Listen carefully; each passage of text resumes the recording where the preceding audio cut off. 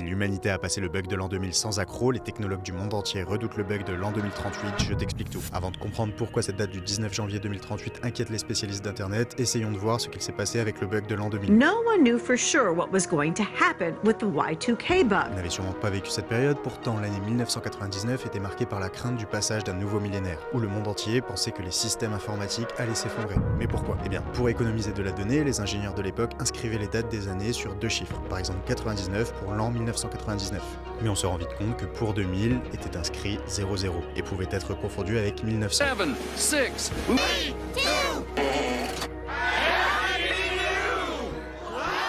oh no, it's happening. Les États du monde entier ont établi plusieurs scénarios allant du simple bug d'affichage à des coupures d'électricité ou des perturbations dans les réseaux de transport.